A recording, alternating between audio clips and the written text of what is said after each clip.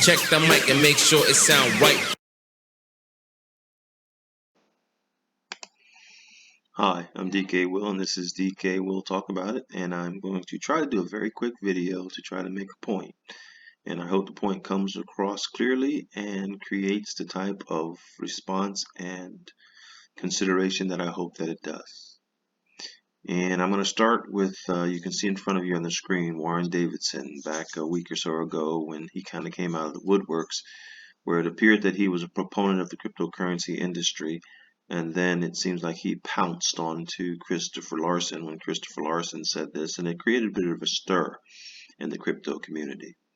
And that's the reason for this video, is to hopefully help all of us keep our eyes open, our heads on swivels, and know that it's difficult sometimes to know who really is working for us and who is a setup being used like a shepherd dog, basically, to guide us. And so that takes me to another member of Congress, Senator Cynthia Loomis, who has been put forth as the crypto queen, as a proponent of crypto, as one working in our best interest. And if she is, God bless her. I want you to think about, what if she's not? I want you to think about, what if she's not?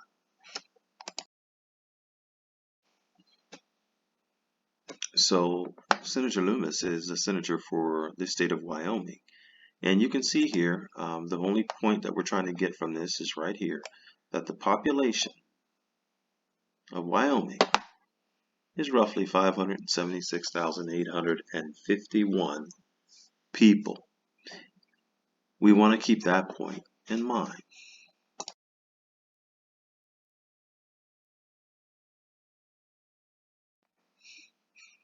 But I would like my audience to keep another point in mind.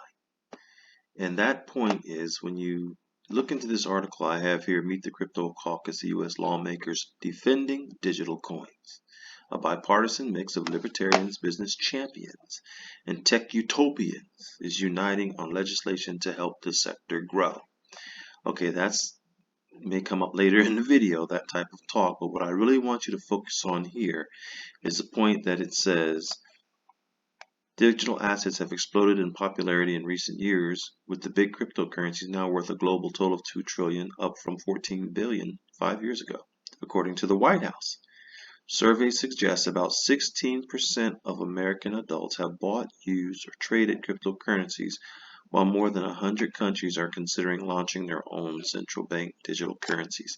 The focus I want here is that apparent 16%, and I've seen it in other places, of American adults who have bought or used cryptocurrencies. Now keep that in mind when you remember that the population of Wyoming is roughly 576,851 people, and I'm just going to go with 577,000.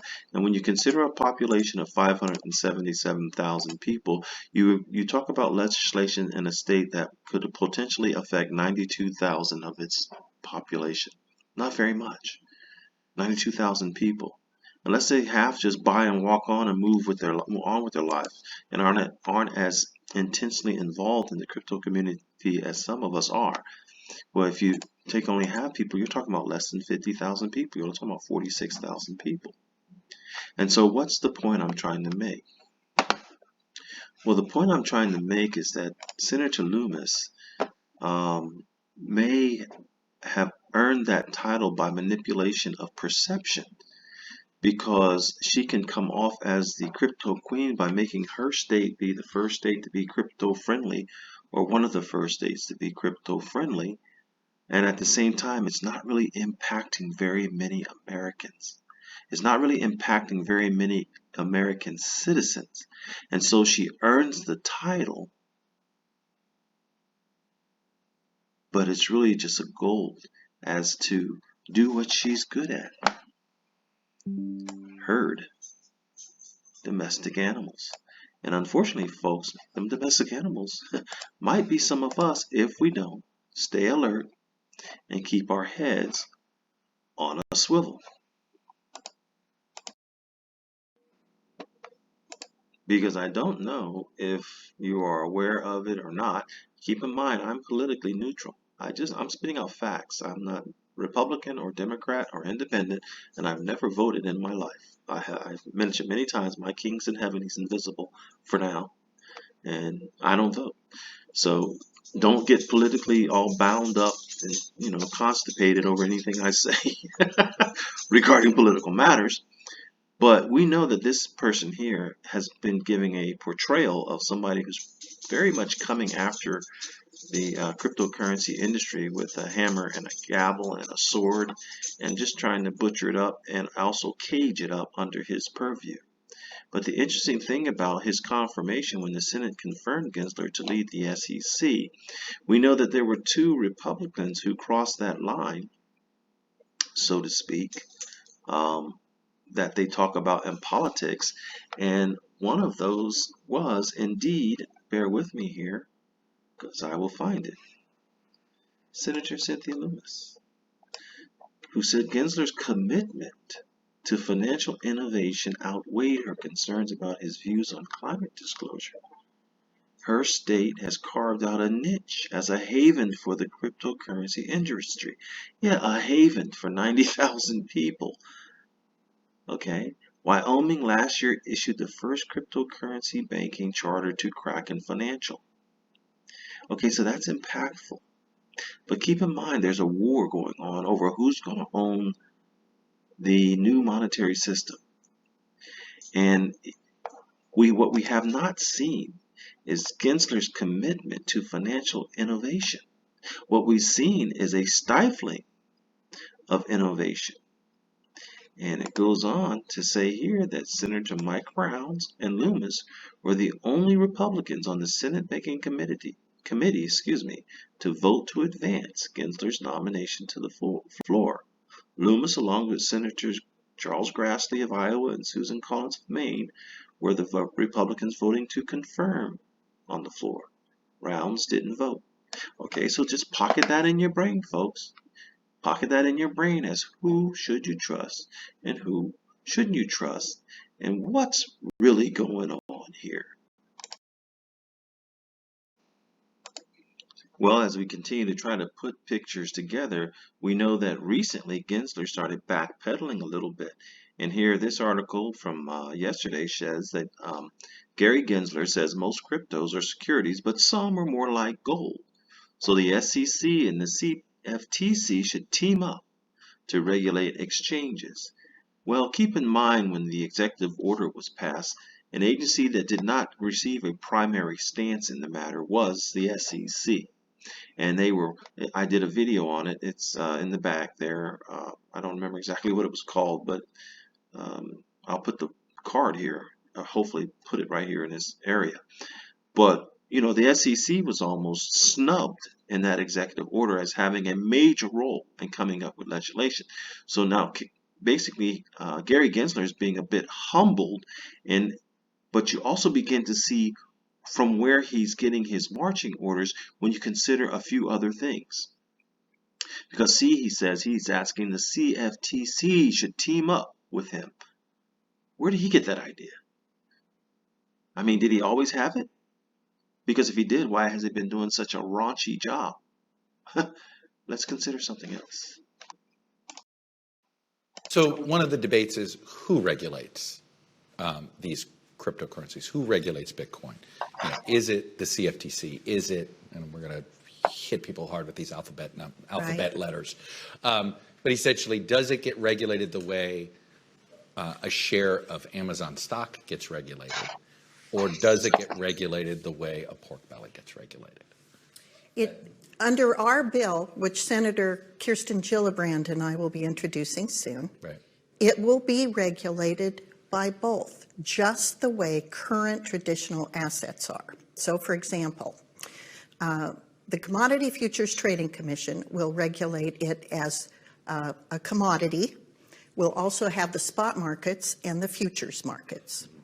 But on the SEC side, they will regulate it for consumer protection and for the kind of disclosures that are necessary to make sure that purchasers are not subject to fraud. What's your biggest fear in the regulatory space here? Because there's obviously some competing regulatory ideas. What's your biggest fear of a clampdown that could come on the crypto markets that you think would be get in the way of crypto? I think if the Congress defers to the regulatory agency, doesn't try to instruct the agencies what's in there, basically says you guys decide on your own. Right. Okay. I think that's a fear I have, because there will be efforts for some federal agencies to assume jurisdiction and perhaps expand their jurisdiction. Right. Additionally, I worry about when we get to the point where there are innovations that we haven't even thought of today that occur on top of or in addition to, additive to, the current innovation in digital assets. Under our bill, it will be regulated by both, just the way current traditional assets are. Are we seeing where Gary is beginning to get his orders, or may have been getting his orders from? The persons who voted for him? Because I've called Gary the guard before in a much earlier video, guarding the old traditional system. What's her biggest fear? If Congress defers to the regulatory agencies, that's a fear I have. And so she's taken the bull, this cattle farmer, herder, by the horns, and reining in Mr. Gary Gensler to act out what she's looking to do. But one thing that sticks out in my mind about this Loomis threat is that she is a strong proponent, a very strong proponent, for the traditional monetary system. And that kind of helps you know who's on whose side, who's perpetuating the old system, Great Reset, and who's perpetuating the new system, the global currency reset. Notice what she says here. And to be denominated in U.S. dollars. So now on your network, on CNBC, I can turn it on and see Bitcoin, Ethereum, Litecoin, all denominated, marked to market, and denominated in U.S. dollars. And I think that's tremendously important because we want the United States dollar to continue to be the global currency. And it's important that as we're transacting business in the future in digital assets and in fiat currencies, that the base player is the United States dollar. And in fiat currency, let's not forget who really owns the fiat currency monetary system. I did do a video about it recently in the past, and I actually clipped it into a more recent video too. I encourage you to look backwards at some of my videos. Please do, bolster up with some of the information that I've shared. I'm sure it will prove helpful. But Senator Loomis seems to be a looming threat for maintaining the current financial system, and maybe she's the one who's directing the blows of our old system guard named Gary Gensler. Oh, you don't think so? Consider this next video and see if it sounds extremely familiar.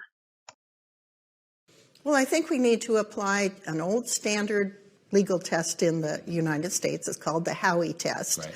And it's used by the SEC right now to determine what they regulate, for what they require the disclosures necessary to assure to the greatest extent possible consumer protection.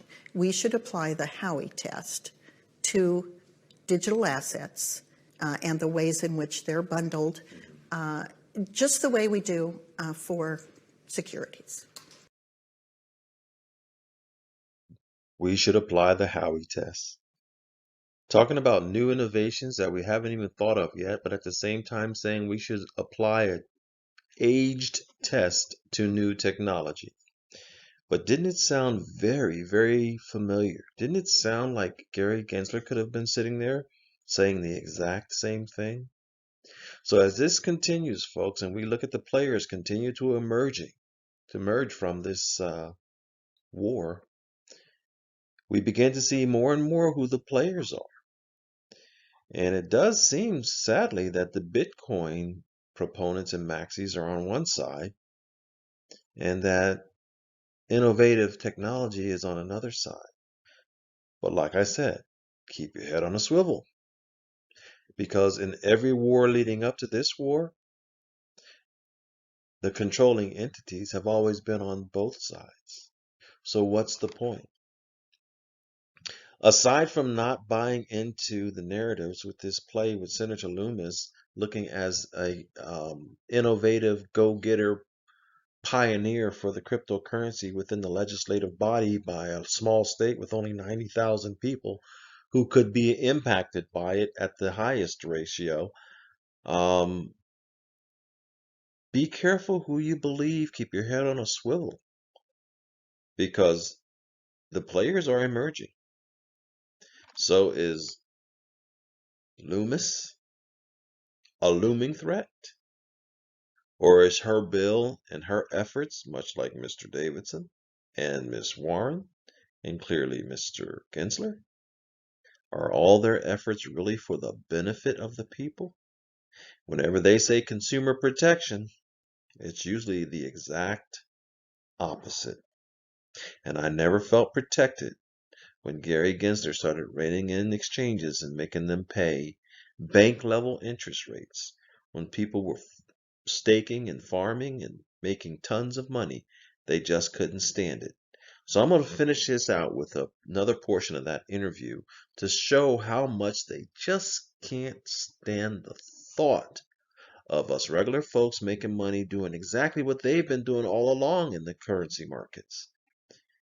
And on that note, I will finish it out with the video. I'm DK Will. This is DK Will Talk About It, and I've talked about it. After you watch this video, have a wonderful day.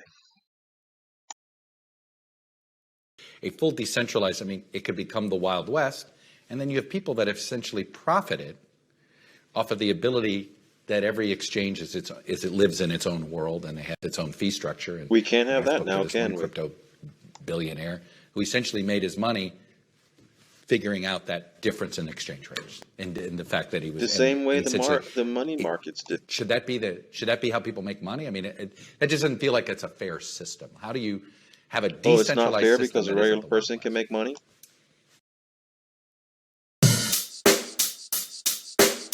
Check the mic and make sure it sound right.